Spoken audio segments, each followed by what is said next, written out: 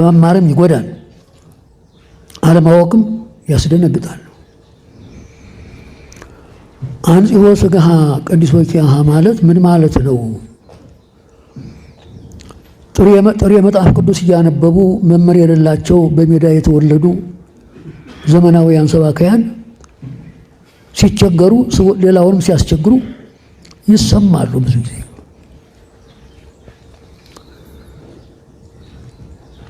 ድንግል በተፈጥሮዋ እንኳን ከአካሏ የሚወጣ ስሜትም የለባትም። አልብኪ ነውር ወኢምንትኒ ላዕሌኪ ማለት ምን ማለት ነው? እስቲ የተማራችሁ አልብኪ ነውር ወኢምንትኒ ላዕሌኪ ሰሎሞን አንጽሖ ሥጋ የተባለው ሰው እንደመሆኗ እሱም ባለቤቱ ጌታችን መድኃኒታችን ኢየሱስ ክርስቶስ እናትና ልጁ ሥጋ ተዋሂደዋል። እህል ውሃ በሚቀምሱበት ጊዜ ስንዴ ወይም የወይን እሸት ይመገቡ ነበር። ይመገቡ እንጂ ሰብአዊ ባህሪያቸው እንደኛ ተለውጦ ከአካላቸው የሚወጣ ነገር የለም። ለምን? ባህሪ መለኮቱ አቃጥሎ በላበት ይጠፋ ነበረ ይላል። ይሰማችኋል? ግን ከአካሉ ወይም ከአካሏ የሚወጣ ነገር እንደኛ እንደ ፍጡራን እኛ የበላነው የጠጣነው ተለውጦ አሰሩ ወጥቶ ይወድቃል። ንጥሩ በደም ስር ገብቶ ኃይል ይሆነናል። ደካሞች ስለሆነ ነው። እነሱ ግን ግዙፍ ሥጋ የሚዋሃዱም ሰው መሆናቸውንም ለማረጋገጥ ቢበሉም ቢጠጡም መንፈስ ቅዱስ አቀባም ከርሰ እማ ይላል። ከእናቷ እማ የተባለችም ደግሞ ሔዋን ናት፣ ሐና አይደለችም። ከሔዋን ከእናቷ ወይም ከአባቷ ከአዳም ባህሪ ጀምሮ ስለሆነ ሰሞኑንም የተለያየ ዳያሎግ ስላለ እዚህ ላይ አንድ ነገር ልናገር አብረን። የእመቤታችን የቅድስት ድንግል ማርያምን ክብሯን ቅድስናዋን ስናስብ የሚቸግረን ነገር ቢኖር ያን ምስጢር በእርሷ ውስጥ የተከናወነውን ነገር የምንገልጥበት ቋንቋ ማጣታችን። የእርሷን ክብር ለመናገር ቋንቋ በዝቶብን አያውቅም። የእሷን ክብር ለመናገር ቋንቋ በዝቶብን አያውቅም። ሁልጊዜ ችግራችን ቋንቋ ማጣታችን። ለዚህ ነው አባቶቻችን በመኑ አምሳለ መኑን አስተማስለች በምን እንመስልሽ ብለው የተናገሩት። ምክንያቱም ለምን ካልን ይሄ ከወደደን ከትልቅ ፍቅሩ የተነሳ የሚለው ቃል ፍቅሩ የተገለጠው በመጀመሪያ በእሷ ውስጥ። ስለዚህ እሷን ባከበርን ቁጥር የኛን ሂዩማኒቲ የኛን ሰብዕና እያከበርን እንደሆነ እንድታውቁት። የኔ ክብር ነው በእሷ ውስጥ ያለው። ለዚህ ነው የባህሪያችን መመኪያ የምንላት። ፍጡርና ፈጣሪ ተቀላቅሎብን አይደለም። በነገራችን ላይ እንደ ኦርቶዶክሳዊት ቤተክርስቲያን ይህን አፌን ሞልቼ ነው የምናገረው። እንግዲህ እግዚአብሔር በሰጠኝ አቅም ነገረ መለኮትን ለመማር ሞክሬያለሁ። ለዛውም ከተለያዩ ሰዎች ጋር ነው አብሬ የተማርኩት እየተጋፋው እና እንደ ኦርቶዶክሳዊት ቤተክርስቲያን በፍጡርና በፈጣሪ መካከል ያለውን ልዩነት ጠንቅቃ ያስቀመጠች ቤተክርስቲያን የለችም። አፌን ሞልቼ ነው የምናገረው። ኒቂያ ላይ ተመልከቱ። እነዛ ኦርቶዶክሳውያን አባቶች ናቸው እኮ እንዴ፣ ጳጳሳት እኮ ናቸው፣ ሊቃነ ጳጳሳት ናቸው፣ ዲያቆናት ናቸው። እዚያ አርዮስን ጋራ ሲሟገቱ የነበሩት ለምን? በፍጡርና በፈጣሪ መካከል ያለውን ልዩነት ነበር ሲያስቀምጡ የነበሩት። ስለዚህ ፍጡርና ፈጣሪ ተቀላቅሎብን አይደለም። ነገር ግን እመቤታችንን ስናይ እዚህ ላይ የምናየው ነገር ነው። እዚያ ላይ የምንገነዘው ከወደደን ከትልቅ ፍቅሩ የተነሳ የሚለው ቃል የሚታየን በእርሷ ውስጥ እግዚአብሔር ቃል አካላዊ ቃል ያከናወነውን ድንቅ ምስጢር ስለምናስተውል ነው። ስለዚህ የሚኖረን ችግር የምንገልጽበት ቃል ማጣት ካልሆነ በስተቀር የእርሷን ክብር፣ የእርሷን ቅድስና፣ የእርሷን ልዕልና ለመናገር ቃል በዝቶብን አያውቅም። በየዘመናቱ የተነሱ አባቶች የተቸገሩት ነገር ቢኖር ይሄን ነው። እንዴት ልግለጠው ነው? እንዴት ልግለጠው? በሰማይ በመንበሩ ላይ የነበረ ከዘላለም ከዘመናት በፊት የነበረ ከአብ ከመንፈስ ቅዱስ ጋር የሚሰገድለት የሚመለክ አካላዊ ቃል እኔን ሊያድነኝ በእርሷ ማህፀን ማደሩን እንዴት አድርጌ ልግለጠው? የእሷን ባህሪ ገንዘብ ማድረጉን፣ ከዚህም የተነሳ እኔን መክበሬን እንዴት ልግለጠው? የኔን ከፍታ እንዴት ልናገረው? እንዴት ላውራው ነው። ስለዚህ ክርስትናችንን የሚገልጥ ቃል እንደሆነ ወቁ። ከወደደን ከትልቅ ፍቅሩ የተነሳ ዛሬ ይሄንን ትምህርት የምትሰሙ በጭንቀት ውስጥ ያላችሁ፣ ምናልባትም በሕይወታችሁ ካጋጠማችሁ ፈተናም ልበለው ህመም ይሁን ሌላም ነገር ቢሆን ዛሬን መቆማችሁ፣ ዛሬን መተንፈሳችሁ፣ ዛሬን በእድሜያችሁ ላይ አንድ ቀን መጨመራችሁ ከወደዳችሁ ከእርሱ ከአምላካችሁ ታላቅ ፍቅር የተነሳ እንደሆነ ወቁ። የእናንተ ጭንቀት አይደለም እስከዚህች ቀን ያደረሳችሁ። የእናንተ ብልጠት አይደለም፣ የእናንተ ችሎታም አይደለም። ልክ እንደዚሁ ሌላው ላይ የምታደቡም ካላችሁ፣ ጣት የምትጠቁሙ ካላችሁ፣ የምትፈርዱም ካላችሁ የሌላውን ተውትና እናንተም የቆማችሁት፣ እናንተም ዛሬ ሌላውን እንኳን ለመናገር የምትችሉበትን እስትንፋስ ያገኛችሁት እናንተን ከወደደ ከዚያ ታላቅ አምላክ ከታላቅ ፍቅሩ የተነሳ ነው። ስለዚህ ይህ እግዚአብሔር በምሕረቱ ባለጠጋ ስለሆነ ከወደደን ከትልቅ ፍቅሩ የተነሳ ነው። በበደላችን ሙታን እንኳን በሆን ጊዜ ከክርስቶስ ጋር ሕይወትን ሰጠ። ዛሬ ባልና ሚስት የሆናችሁ ምናልባት ቤታችሁ ሰላም ያጣችሁ ካላችሁ ክርስቶስ የተሸከማትን እህት አንተ ከበደችኝ እንዳትል አደራህን ወንድሜ። ክርስቶስ የተሸከመውን ወንድም ከበደኝ ተው። ጭብጨባ የለም። ጭብጨባ ማደናገሪያ ነው። ጆሮአችሁን ወደኔ ያርጉ። ጭብጨባ ምን ምልክቱ ምንድን ነው? የተኛ ካለ ይነሳ።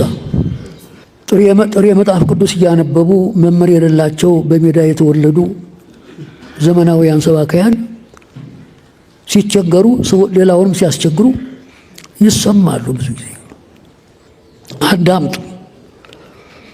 እኔ ለጉራ አይደለም፣ መጽሐፍ ቅዱስ ነው።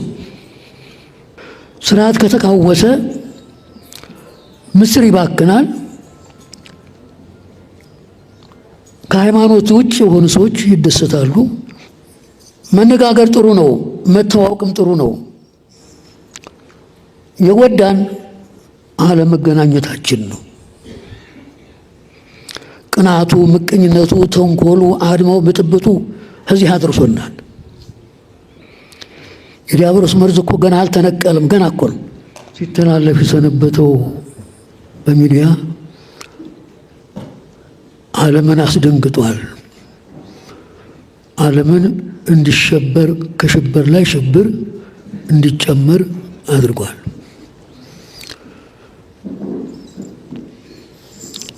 ማርያም ቤዛዊት አትባልም የሚለው አነጋገር ዓለም እየተነጋገረበት ነው። ለምን? ሕገ ወጥ ስብከት ነው። መስመር የሌለው በቤተ ክርስቲያን በመላ ኢትዮጵያ ተነግሮ የማይታወቅ ጊዜን ተመልክተው በጊዜ ለመጠቀም የአጋጣሚ ስብከት እንጂ ጉሳተ ልብ ይባላል። ተሰውሮ ሲኖር ጊዜ ያገኘን መስሏቸው ጥፋታቸውን ለመግለጥ አድባራት፣ ገዳማት፣ ሕዝብ፣ ሊቃውንት በከፍተኛ ደረጃ ነው የሚነጋገርበት። ስለዚህም በተመለከተ ጥቂት አስታውሳለሁ። ትእዛዙን ለማክበር ነው። የትንሣኤ ሥርዓተ ዘአንበሩ አበዊከ አዳምጡ። እኔ ለጉራ አይደለም፣ መጽሐፍ ቅዱስ ነው።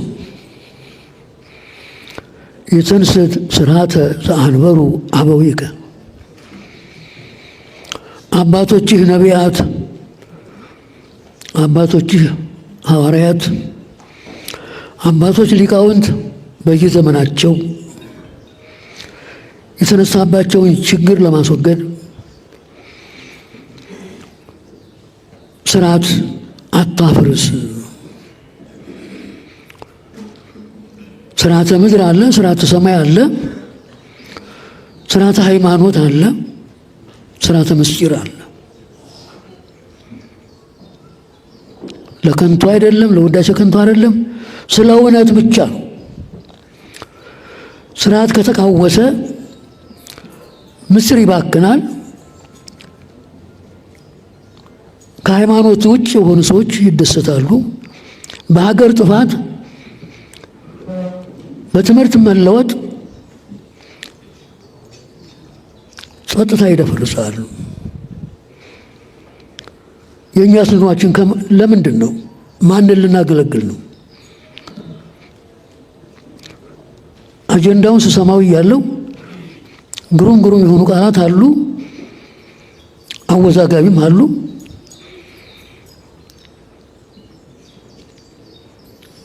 የአነጋገር ስህተት መስለው የሚታዩ በሊቃውንት ደረጃ ተሰምተዋል። ሳይረዱ ማስረዳት፣ ሳይማሩ ማስተማር ውድቀት ነው። ታው ጭብጨባ የለም። ጭብጨባ ማደናገሪያ ነው። ጆሮአችሁን ወደ እኔ ያርጉ። ጭብጨባ ምን ምልክቱ ምንድን ነው? የተኛ ካለ ይነሳ፣ ይውስጥ አንዳብ ማዳመጥና ማስተዋል የሚያስፈልገን። ነቢዩ የትንሣኤ ሥርዓተ ዘአንበሩ አበዊከ ከዚህ አይለፍ ከዚህ አይትረፍ ብለው ከእግዚአብሔር ታዘው በእግዚአብሔር ተጠርተው በመንፈስ ቅዱስ መሪነት ሊቃውንት በየዘመናቸው በቤተ ክርስቲያን ላይ የተነሳውን ችግር ለማክሸፍ አንገታቸውን ለተሳለ ሰይፍ እየሰጡ ደማቸውን እያፈሰሱ እስር ቤት፣ ጨለማ ቤት ገብተው የተሰቃዩበትን አጀንዳ ነው የያዝነው። ስለዚህ ሰማይን ከነሰራዊቱ ምድርን ከነልብሱ ለመሸከም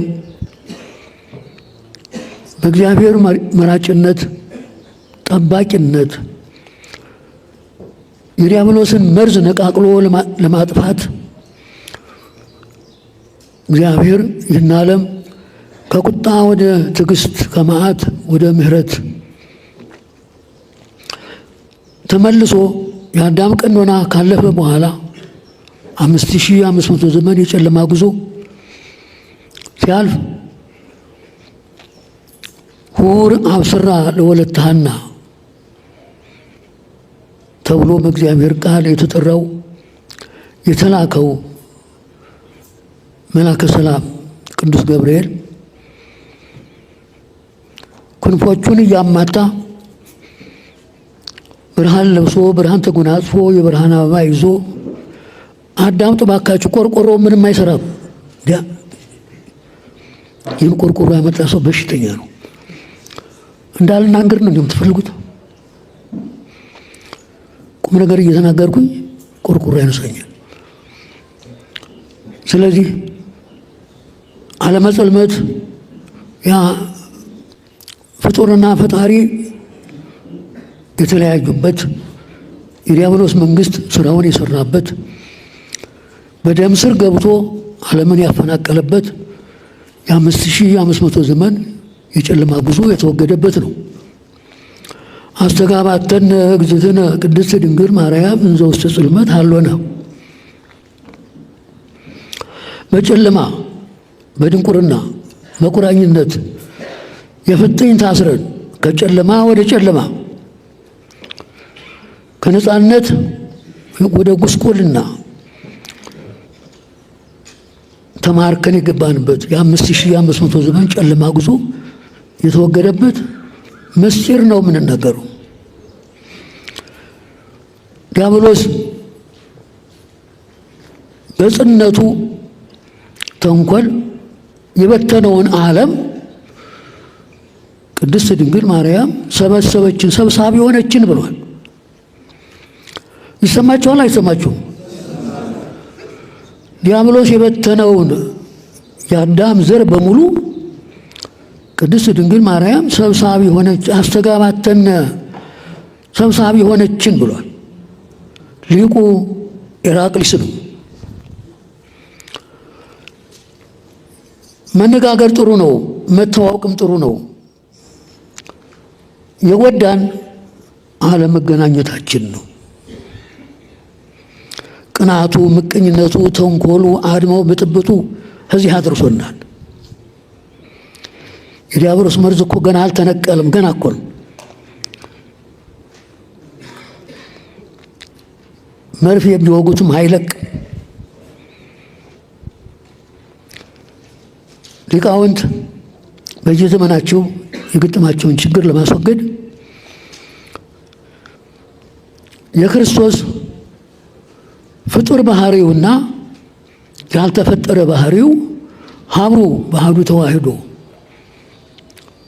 አንድ አካል አንድ ባህሪ በሚሆን አንድ ናቸው፣ አንድ ሆኑ ይላል።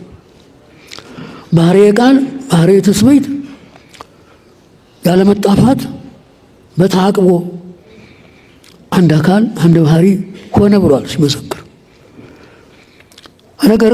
ከነገር ቀደም ምስል ለመስማት ቅኔ መማር ያስፈልጋል። ቅኔ ብቻ አይደለም፣ አገባብ፣ እርባ ቅምር ማርማት ግድ ያስፈልጋል።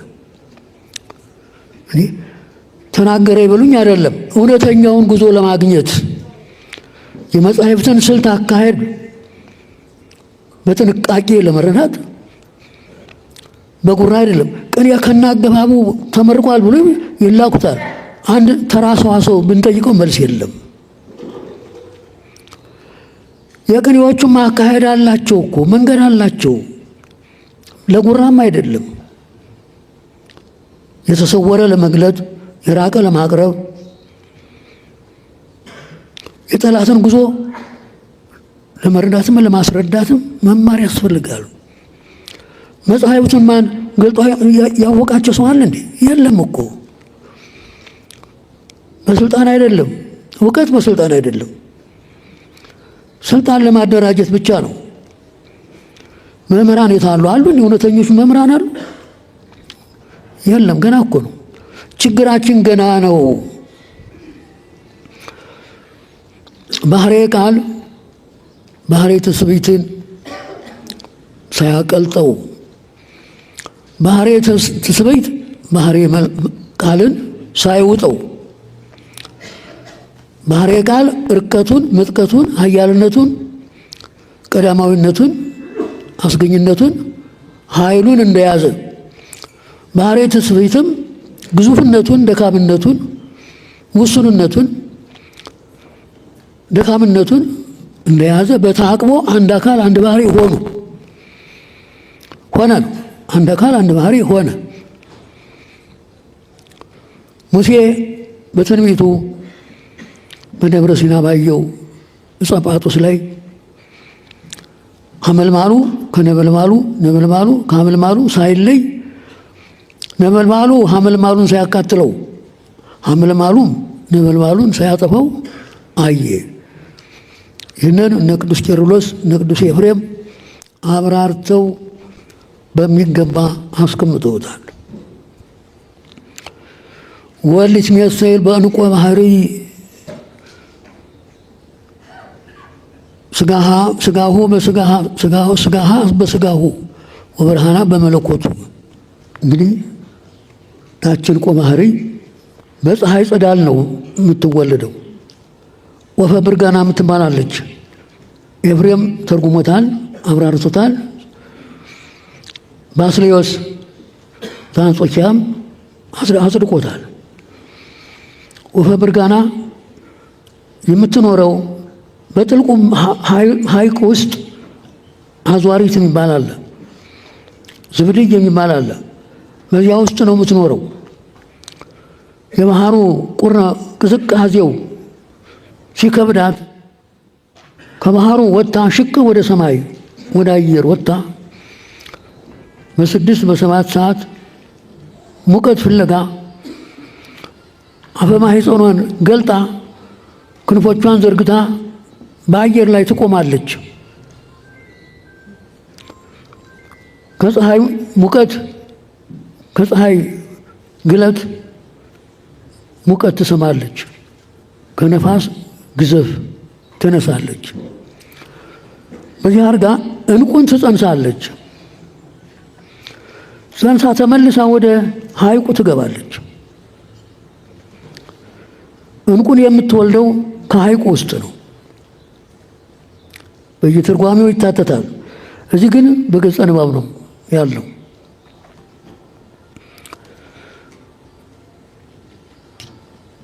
ዘር የለውም፣ ሩካቤ የለውም። ለትስብእትና ለመለኮት አንድ አካል አንድ ባህሪ ለመሆን በሕቱም ድንግልና መጸነስ፣ በሕቱም ድንግልና መወለድ፣ ከወለዱ በኋላ በድንግልና ጸንቶ መኖር። ቅድም ብዙ ሲነበብ ሰምቻለሁ። ቅዱስ ያሬድ እንደተገለጸለት አንጽሖ ሥጋሃ ቅዱስ ወኪያሃ ሀደረ ላዕሌሃ ይላል። ብዙ ጊዜ እዝል ከመጣ ይህን ሳያወሳ የሚሄድ ነገር የለም። ይሄ የተሰወረባቸው ብዙ አባቶች አሉ። እንዴ ንባብ ይቀትል ወመንፈስ ሀዩ ይላል። አለመማርም ይጎዳል፣ አለማወቅም ያስደነግጣል። አንጽሖ ሥጋሃ ቅዱስ ወኪያሃ ማለት ምን ማለት ነው? ጥሬ መጽሐፍ ቅዱስ እያነበቡ መምህር የሌላቸው በሜዳ የተወለዱ ዘመናውያን ሰባካያን ሲቸገሩ ሌላውንም ሲያስቸግሩ ይሰማሉ። ብዙ ጊዜ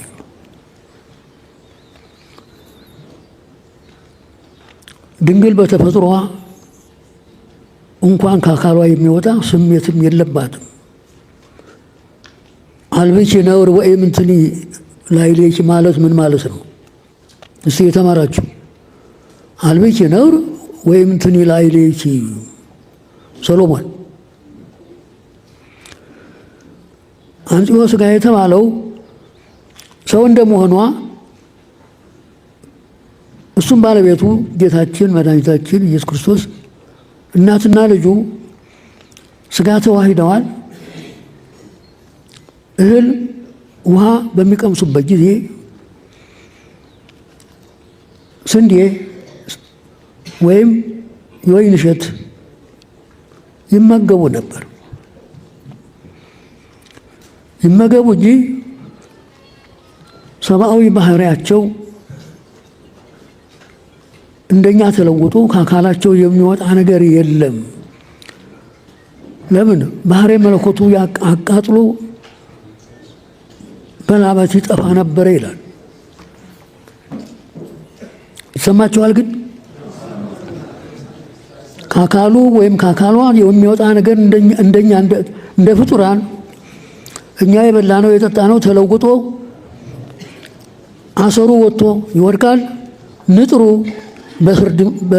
በደም ስር ገብቶ ኃይል ይሆነናል። ደካሞች ስለሆነ ነው። እነሱ ግን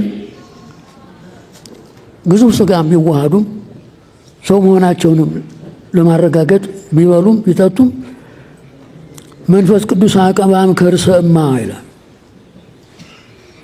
ከእናቷ እማ የተባለችም ደግሞ ሔዋን ናት፣